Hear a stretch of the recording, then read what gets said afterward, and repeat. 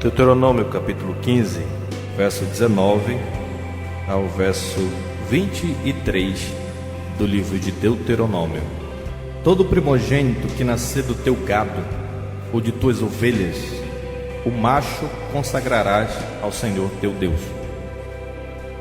Com o primogênito do teu gado não trabalharás, nem tosquearás o primogênito das tuas ovelhas.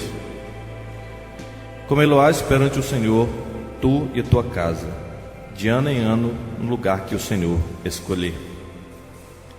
Porém, havendo nele algum defeito, se for coxo ou cego, ou tiver outro defeito grave, não o sacrificarás ao Senhor teu Deus. Na tua cidade comerás, o imundo e o limpo o comerão juntamente, como a carne do corço ou do veado. Somente o seu sangue não comerás, sobre a terra o derramarás como água. Amém. Uma das maiores bênçãos na nossa vida é termos irmãos mais velhos. É muito bom ter um irmão mais velho, é ou não é verdade? Por exemplo, quando você era criança e você ia para a escola e chegava lá, alguém te ameaçava, em quem você se refugiava? Você se refugiava no seu irmão mais velho e dizia: olha, espera aí que eu vou chamar o meu irmão para conversar contigo. Então, só o fato de ter um irmão mais velho já era um senso de segurança para você, né? Irmãos mais velhos também são importantes quando nós estamos passando por algum problema. Geralmente a gente não procura os mais novos. Geralmente a gente procura o mais velho, porque ele é mais experiente, é alguém que tem sempre uma palavra sábia a dar. Ele é o primogênito da nossa família, da nossa casa, né? Mas às vezes nem sempre os irmãos mais velhos são bênçãos na nossa vida. Às vezes nos fazem sofrer, às vezes eles são orgulhosos, às vezes eles não nos ajudam. Existem irmãos mais velhos que torcem pela nossa desgraça e querem ver a nossa ruína. É ou não é verdade? Irmãos mais velhos aprontam essas coisas também, e às vezes trazem muitas dores para a família. Pois bem, hoje eu quero falar para vocês acerca de um irmão mais velho que não apenas nos defende nas horas das dores, das aflições, que não apenas nos consola em meio aos nossos sofrimentos, mas de um irmão que, para que nós pudéssemos viver, resolveu morrer por nós. Nós vamos ver isso nessa passagem que lemos, juntamente com a passagem paralela no livro de Êxodo, no capítulo 13. Eu quero tratar sobre isso com vocês hoje, em 3 pontos para a nossa edificação. Primeiro, o dever de consagrar todos os primogênitos dos animais ao Senhor.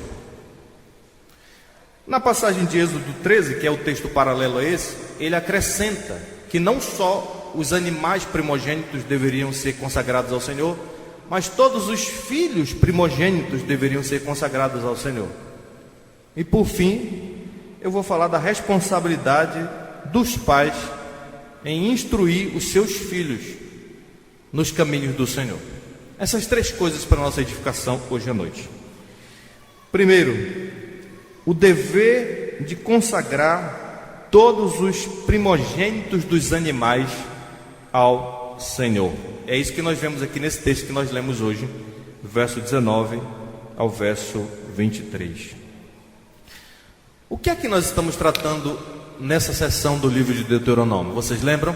Estamos tratando sobre algumas questões relacionadas a aspectos sociais, especialmente como lidar com o problema da pobreza no meio do povo de Deus.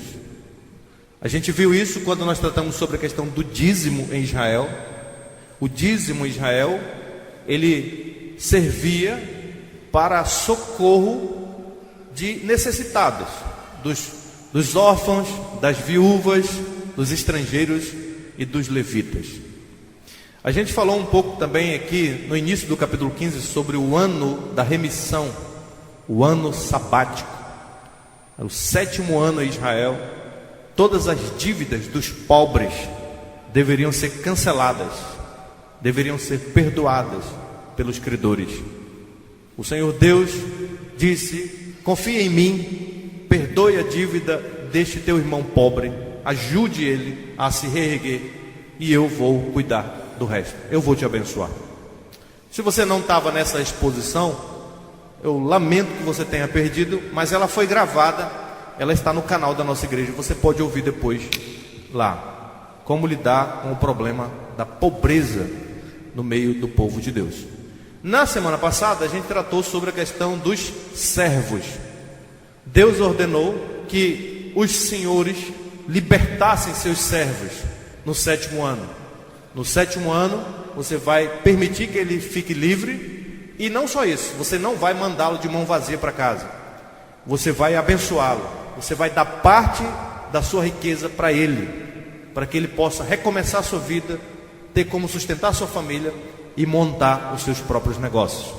Tinha que dar ao seu servo parte do seu rebanho, parte do seu vinho e de outros produtos que eles produziam naqueles dias. Essa era uma forma de fazer com que aquele indivíduo que estava em servidão por causa do seu pecado pudesse agora recomeçar a sua vida e não mais ser um servo, alguém que dependia dos outros, mas ter a sua independência financeira. E aqui o nosso texto de hoje vai tratar da questão da consagração dos primogênitos. Talvez você diga assim: bom, com relação à questão do dízimo, ok, tem alguma coisa a ver comigo. Com relação à questão do ano da remissão, beleza, Deus está me ensinando a abençoar aquele que nada tem e socorrer o necessitado. Mas esse texto de hoje parece que não tem nada a ver comigo. O que é que eu tenho a ver com o primogênito das vacas, por exemplo? Mas eu entendo que tem a ver sim conosco. Nesse primeiro ponto, o Senhor estabelece 5 verdades acerca do primogênito dos animais, do gado e das ovelhas. Primeiro, verso 19 diz que todo primogênito que nascer do teu gado ou das tuas ovelhas, o macho, deveria ser consagrado ao Senhor. Importante você lembrar que em Israel, assim como nas culturas antigas e em muitas culturas hoje ainda, se dava um valor muito grande aos primogênitos da família. Por que havia esse respeito e esses privilégios especiais aos primogênitos de uma família, inclusive na questão da herança, por exemplo? Porque, meus irmãos, os primogênitos, eles simbolizavam o futuro de uma família. Então, o primeiro filho que nasceu. Então ele simboliza que nós teremos futuro, nossa família vai crescer, ela vai progredir, ela vai se desenvolver. Alguém já comparou o primogênito de uma família como o capitão de um time, que representa todos os outros jogadores? Então o primogênito é como se fosse esse capitão, ele fala pelos outros, ele representa todos os seus outros irmãos, porque ele é o primeiro. Então o primogênito, ele representava toda a descendência de uma família, tanto meninos como meninas. Então, ao consagrar o primogênito a Deus, o Senhor estava ensinando que toda aquela família que descendia daquele homem, daquela mulher, pertenciam a Ele. Alguém disse também que o primogênito era como se fosse a primícia de uma família. Vocês lembram que havia em Israel essa ideia da primícia também? O primeiro fruto da terra. Então você não levava todo o restante da colheita, mas a primeira parte era levada ao Senhor, simbolizando que todo o restante pertencia a Deus. Da mesma forma, o primogênito era como se fosse a primícia de uma família. Consagrar o primogênito era consagrar, na verdade, todos os outros que vieram do ventre de sua mãe. O texto diz: o macho consagrarás ao Senhor teu Deus. O que é consagrar aqui nesse contexto? Ao Senhor teu Deus. Era oferecê-lo em sacrifício ao Senhor, em holocaustos ao Senhor. Depois, no verso 19, ele diz então que pelo fato desse primogênito, do boi, da vaca lá, né, do gado e da ovelha, pertencer ao Senhor, então você não pode usá-lo no serviço doméstico. O verso 19 fala isso, né? Você não, com o primogênito do teu gado não trabalharás, e nem tosquearás o primogênito das tuas ovelhas. Os israelitas seriam tentados a fazer isso, a usar, né, esses animais para os seus próprios benefícios. Deus diz: não, eles não são de vocês, eles são meus. Então você vai consagrar eles a mim, e não vai deixar eles fazerem nada que diz respeito a vocês. E ainda no verso 20, ele diz que pelo fato desses animais pertencerem ao Senhor, eles deveriam ser mortos, sacrificados na presença do Senhor. No verso 20 diz: comê-lo-ás perante o Senhor, tu e tua casa, de ano em ano, no lugar que o Senhor escolher. Então, a família pegava esse cordeirinho, digamos assim, ou esse bezerro, e levava perante o Senhor lá no tabernáculo, e lá eles o sacrificavam a Deus, o primogênito, e lá eles faziam um banquete diante de Yahvé, diante do Senhor, o Deus do pacto. Deus obviamente não come carne, nem bebe sangue de animais e coisa nenhuma, mas Ele convida o seu povo para banquetear diante dEle, assim como Ele faz hoje conosco.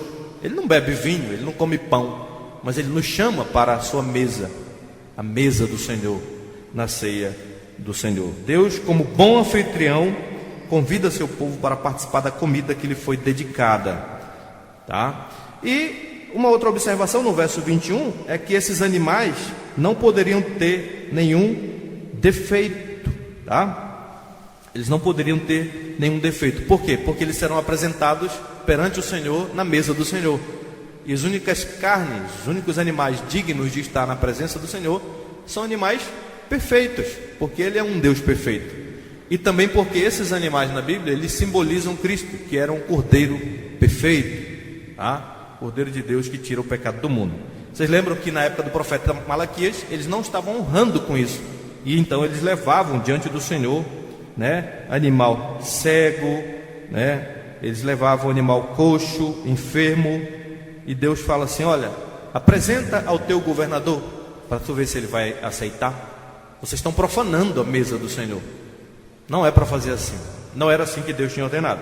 E por fim, nesse primeiro ponto, o verso 22 e 23 diz que esses animais que tivessem algum defeito, eles não deveriam ser desperdiçados. Então Deus tem assim uma certa preocupação com a economia de Israel, né? Aí agora o animal está com defeito, o que é que nós vamos fazer com ele? Vamos jogar fora? Não, Deus diz: não, o que é que vocês vão fazer? Vocês vão matar ele na casa de vocês mesmos e comer lá mesmo na casa de vocês, mas não tragam perante o Senhor. Está aí no verso 22 e 23.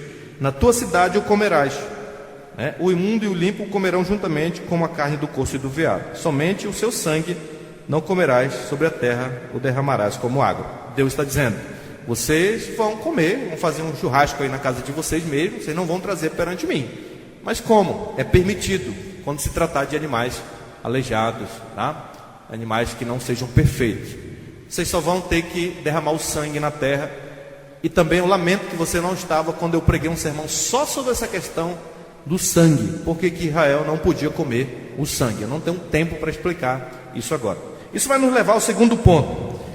O segundo ponto vai dizer que não só o primogênito dos animais deveriam ser consagrados, sacrificados ao Senhor, mas o primogênito dos homens também. E essa verdade nós podemos ver lá em Êxodo capítulo 13. Abra aí comigo, por favor, que é o texto paralelo que eu falei para vocês, que trata da mesma coisa, só que agora ele vai dar ênfase aqui não só nos animais, mas também nos seres humanos. Abra aí comigo em Êxodo no capítulo 13. Verso 1. Disse o Senhor a Moisés: consagra-me todo o primogênito, todo que abre a madre de sua mãe, entre os filhos de Israel, tanto de homens como de animais. É meu.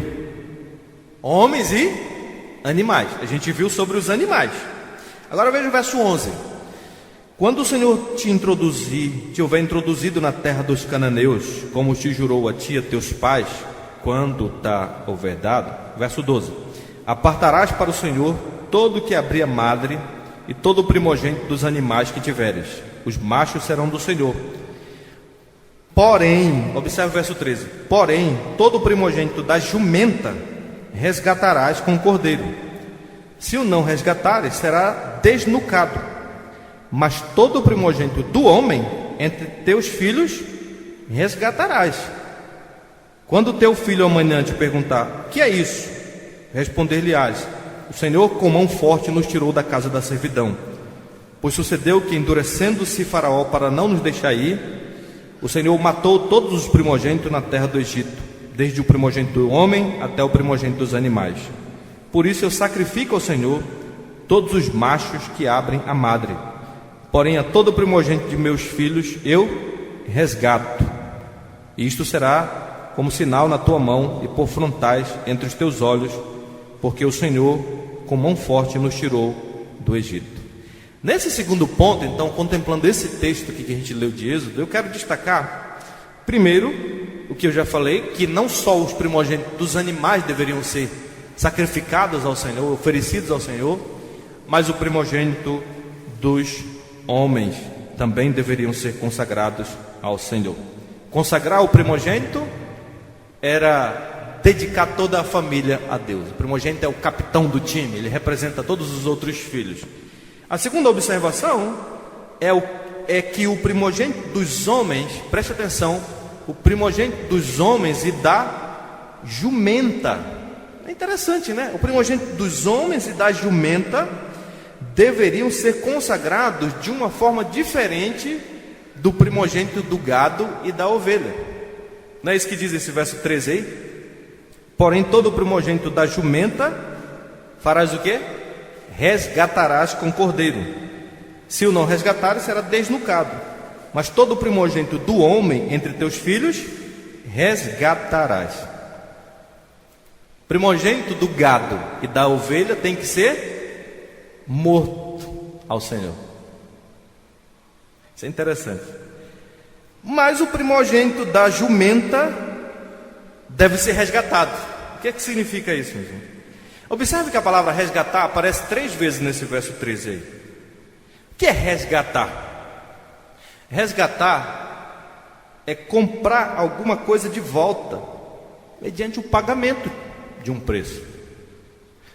Você vendeu um terreno para alguém e agora você se arrependeu.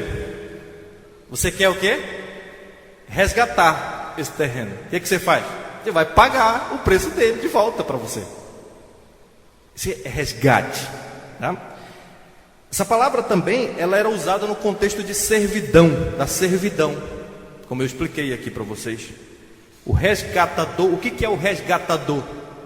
É aquele que compra um parente que estava em servidão para a sua liberdade. É isso que nós chamamos de redenção, redimir alguém, resgatar alguém, é tudo a mesma coisa, tá? Então, o verso 13 diz que o primogênito da jumenta resgatarás com cordeiro. O que significa isso? Por que o primogênito da jumenta não poderia ser morto como o do gado e da ovelha? Porque a jumenta era considerada um animal imundo, impuro. Lembra que Deus separou animais puros e impuros? Pois bem, a jumenta era considerada um animal imundo, impuro. Então, ela não servia para sacrifício ao Senhor. Então, quando o jumentinho lá nascesse, ele não poderia ser oferecido em sacrifício ao Senhor. Mas Israel quer criar o jumentinho. Mas o jumentinho pertence ao Senhor. Mas o jumentinho não pode ser oferecido em sacrifício ao Senhor. E agora, o que fazer? O que fazer que Israel, que queria criar o jumentinho, tem que pagar ao Senhor o preço do jumentinho. Ou seja, ele tem que pagar um resgate pelo jumento. Você está entendendo? O preço para o jumentinho era o quê? Um cordeiro. O jumento vai viver agora, vai viver para você, vai trabalhar para você, porque alguém pagou o preço de um resgate por ele. Você pagou o resgate dele com a vida de um cordeiro. É isso que ele está falando aqui. Tá certo, meus irmãos? E se de repente Israel diz assim: mas eu não quero ficar com o jumentinho? O que é que poderia ser feito? O verso 13 diz que tinha uma outra opção. Se o não resgatares, será o quê? Desnucado. O que é desnucado? Quebrar o pescoço do jumento. Ele não seria oferecido em sacrifício, mas o pescoço dele seria quebrado. Ele seria morto, mas não em sacrifício ao Senhor. Ele não serviria para trabalhar para você. Então, para que ele trabalhasse para você, você tinha que pagar o resgate dele. O que era o resgate? Um cordeiro, a vida de um cordeiro no lugar dele. Os homens, eles estavam nessa mesma categoria. Observe comigo. Mas todo o primogênito do homem entre teus filhos farás o quê? Resgatarás. E isso nos ensina um princípio importante. Primeiro, que Deus não aceita sacrifício humano, tá? Então Deus não ia pedir para o irmão quebrar o pescoço do seu filho, ou então para oferecê-lo em sacrifício a Deus. Deus não aceita sacrifício humano. Mas a ideia aqui é que os seres humanos, eles, assim como os jumentos, eles estão numa posição de imundície. O ser humano é pecador. O ser humano, ele é impuro, imundo, e ele precisa de redenção também. Ele precisa de um redentor. Ele precisa de um resgate. Sem esse resgate, sem essa redenção, o ser humano iria perecer. Deus iria matá-lo. Mas o pai quer criar o menino primogênito. O que ele faz? Ele vai oferecer a Deus um resgate, um preço pela vida do primogênito. O que era o preço? Um cordeiro para morrer no lugar do primogênito. Verso 13: mas todo o primogênito do homem entre teus filhos resgatarás. Então, o preço pela vida dos filhos primogênitos era a vida de um cordeiro inocente. É interessante, né? A Bíblia é fantástica. Isso nos leva ao último ponto da nossa mensagem.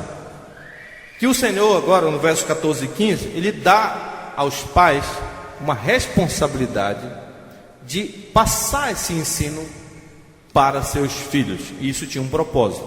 Veja o verso 14 e 15. Quando teu filho amanhã te perguntar: que é isso? Responder-lhe-ás: o Senhor com mão forte nos tirou da casa da servidão, pois sucedeu que, endurecendo-se Faraó para não nos deixar sair, o Senhor matou todos os primogênitos na terra do Egito, desde o primogênito do homem até o primogênito dos animais. Por isso eu sacrifico ao Senhor todos os machos que abrem a madre, porém a todo primogênito de meus filhos eu resgato. Eu ofereço um cordeiro no lugar dele. Então, o que é que nós temos nesse último ponto?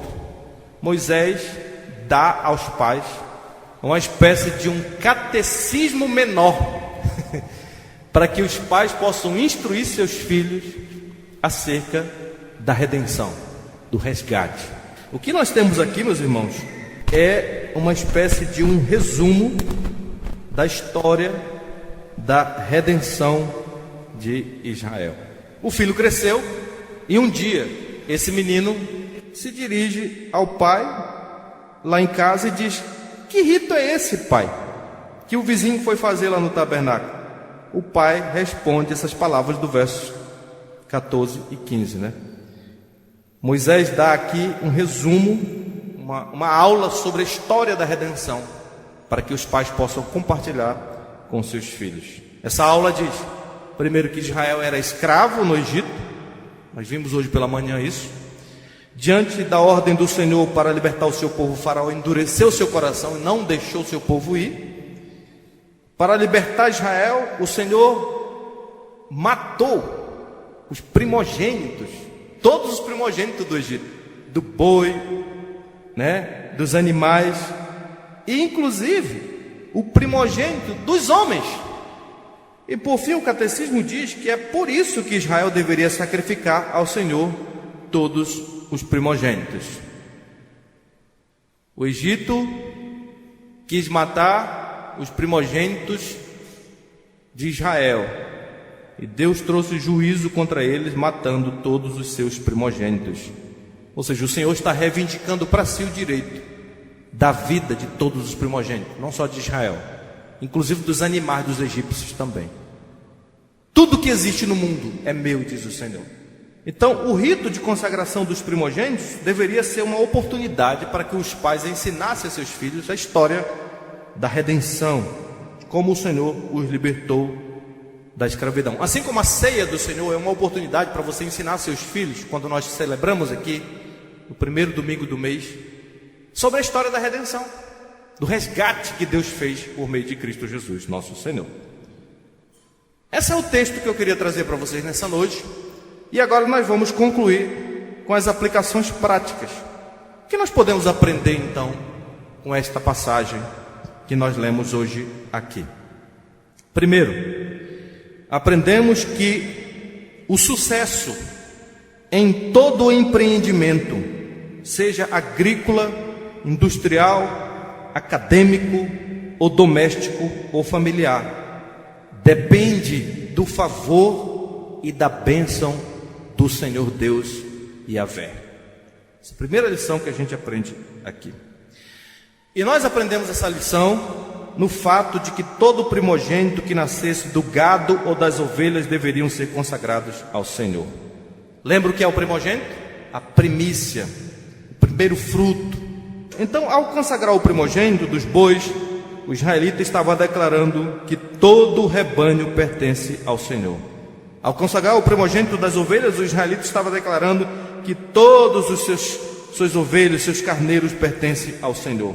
Ao consagrar o primogênito dos filhos, Israel está dizendo que toda a sua família pertence ao Senhor. Então, o princípio que subjaz nesta passagem é este: todos os gados, todas as ovelhas, todas as cabras, todos os jumentos e todas as crianças de uma família são resultados da bênção do Senhor sobre aquela família.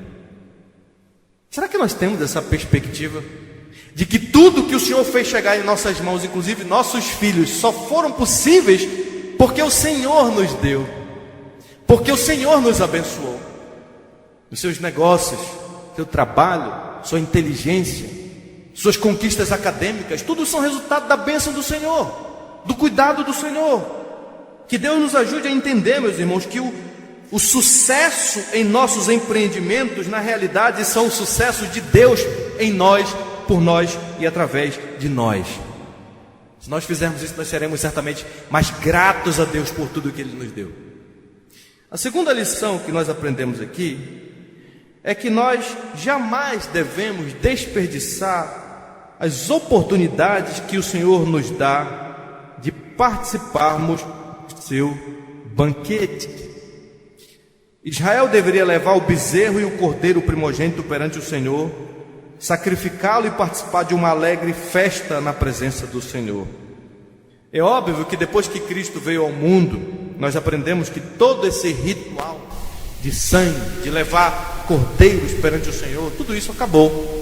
Mas agora que nós cremos em Cristo, meus irmãos, nós também somos chamados à mesa do Senhor, ao banquete da salvação. Todos nós somos chamados a vir perante Ele, comer o pão e beber o cálice na presença do Senhor.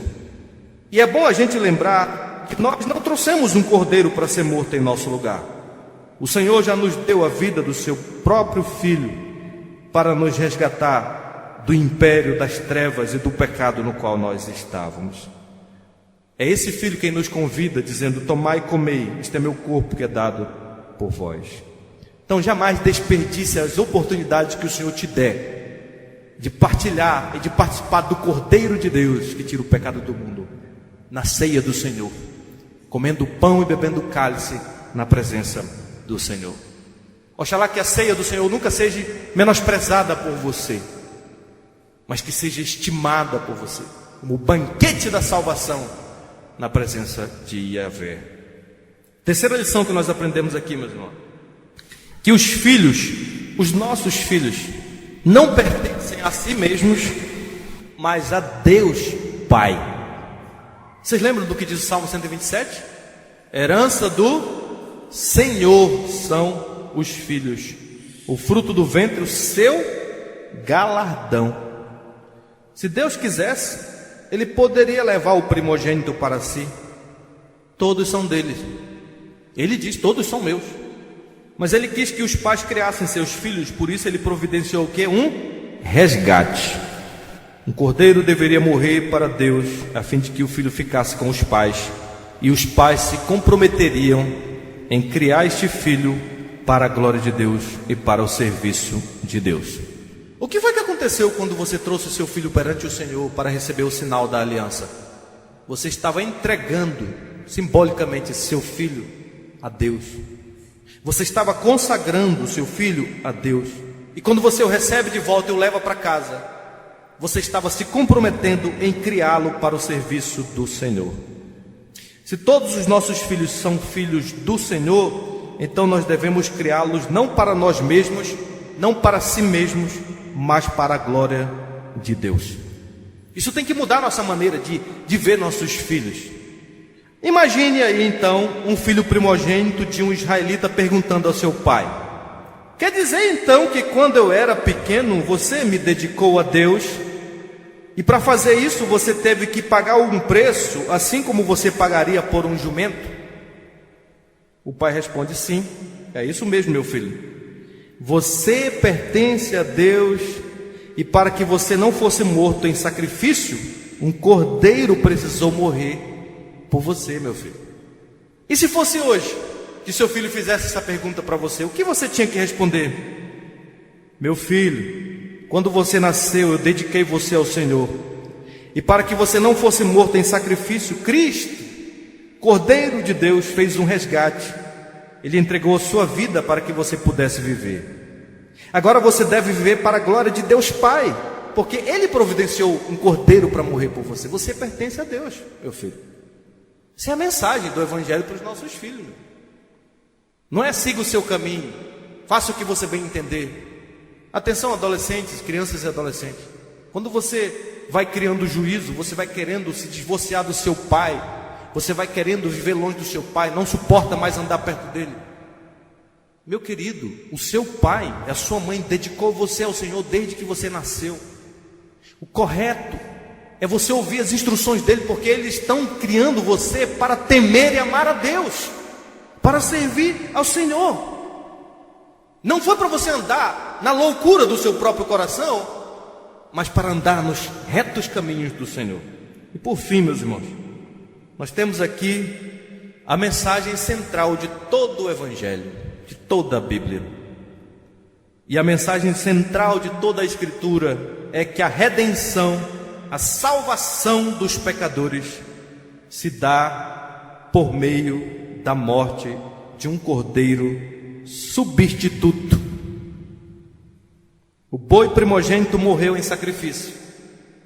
O cordeiro primogênito morreu em sacrifício. O cabrito primogênito morreu em sacrifício. O jumento primogênito, porque era imundo, não poderia ser oferecido em sacrifício. Então, para que o seu pescoço não fosse quebrado, ele precisou de um cordeiro que morresse em seu lugar. Da mesma forma, o menino primogênito, pelo fato de Deus não aceitar sacrifícios humanos, e também porque era um pecador imundo, não poderia ser oferecido em sacrifício. E para que ele não morresse, também precisava de um cordeiro redentor. Esta é a mensagem do Evangelho a todos nós nessa noite. Esta é a palavra da salvação a todos vocês que me ouvem. Todos aqueles que estão manchados pelo pecado precisam de um cordeiro redentor, inocente, sem defeito e sem mácula, para morrer em seu lugar. E o Senhor, nosso Deus, já providenciou esse cordeiro. Nos dias de Moisés, meus irmãos, havia um cordeiro para morrer no lugar do primogênito. Mas naquele dia dos dias, lá na cruz do Calvário, Deus não tinha um substituto para oferecer no lugar de seu filho primogênito, porque o seu filho primogênito era o nosso substituto. Quando cremos nele, nos tornamos parte da família de Deus. Romanos 8:29 diz: porquanto aos que de antemão conheceu, também os predestinou para serem conformes à imagem do seu Filho, a fim de que ele seja o primogênito entre muitos irmãos. Nosso irmão mais velho, o primogênito de Deus, da família do nosso Pai, não apenas nos viu em apuros, quebrados, destruídos, desmoralizados, mas Ele entregou sua vida para nos resgatar.